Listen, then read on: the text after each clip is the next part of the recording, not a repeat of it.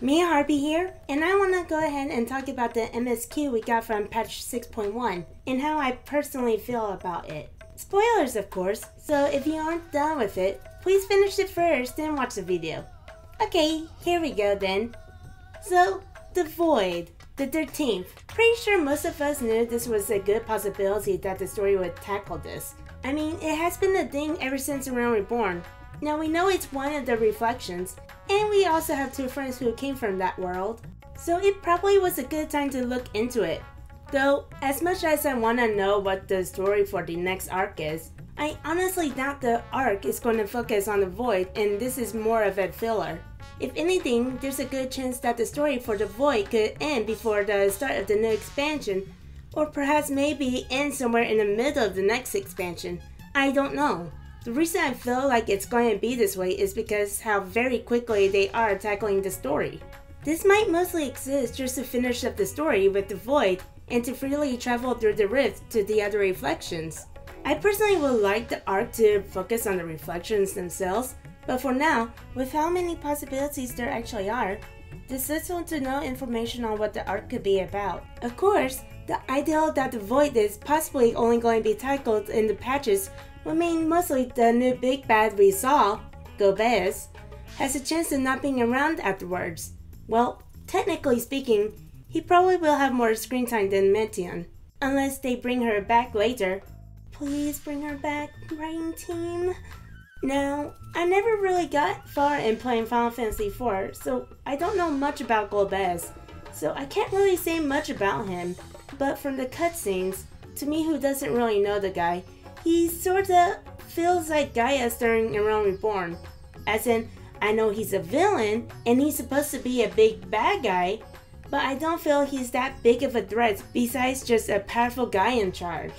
I can easily be wrong about that though, but that's the thing on how first impressions are. Now, the voice scent we saw. Even though I sorta wish it wasn't, I'm pretty positive that's Zenos. The glowing red arm and scythe. Yeah, let me put it this way. It's fine to have recurring villains. However, I honestly thought Zenos' story was pretty much over. So if it is Zenos, it might be pushing it a bit too much. Unless the writing team has a creative plan for him. My main guess for Zenos' survival is that with his loss of his strength, he used his voice to travel to the Void, but upon doing so, his voice pretty much took over most of Zenos' body, and that's why he looks the way he does. I honestly don't know how I feel about it, because this could end up being poorly written and have everyone hating Zenos as a character. Or, this might lead to some sort of smart move that we just don't know about yet. Regardless, this is quite risky. I don't know how many of you guys see my Endwalker video, so I'll say it generally again. Zenos felt like somewhat of a nuisance until the ending of Endwalker. So, this might just kill off his character for me personally if done poorly. For all I know, the story focusing on the Void, the voice looking like Zenos, perhaps all of this is to tie up loose ends before the real adventure truly begins. I honestly don't know. It's pretty much a guessing game at this point. I'm just the type to get concerned over these things, especially with the things I love. And just because I'm worried doesn't mean I'm not excited to see the things that may happen. Like one of the things I can imagine is where Zim and his friends are in the Void and something happens to where someone's warding scale gets taken, so it becomes a race to get it back or return home before the corruption happens. There are things the writers can legit work with, but we will have to wait and see what they come up with. Like, I want to be optimistic that the story will be fine, but there are too many times in general, not just Final Fantasy XIV, where the writing is not up to par with the previous content. It happens way too many times in reality and can always happen again. Not saying people shouldn't get excited and hyped, I'm just being me, and this is how I personally feel. Before I fully end the video, I'll be sharing some of my reactions when I was playing the 6.1 MSQ. So if you are interested in seeing that, stick around! Also, please leave a like if you enjoyed the video, and go ahead and comment on any ideas or thoughts you may have about 6.1 or future patches. I'd love to hear them. So have a great day, and see ya! And before you know it, hordes of customers will be climbing over each other to place orders at Tataru's Boutique. If I choose a walking mannequin for you.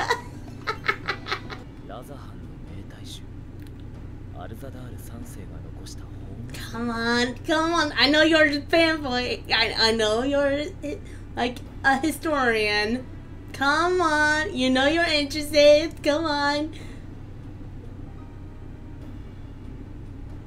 This fanboy. He's fanboy. He's fanboy. Yes. Hey, Australia. Why does everyone sleep in the library?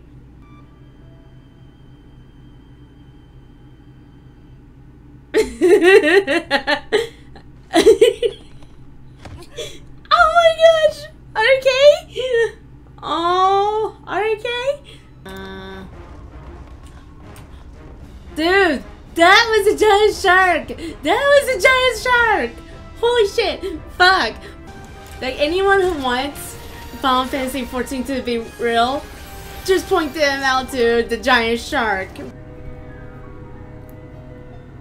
Well done, Leon. I think you may have found our prize. You're really good at locating what you need, right? It's almost like this is a game to you.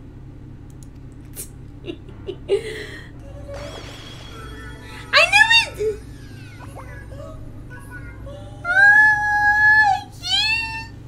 You're much more tinier, but you're cute. I knew it. I knew it. I knew it.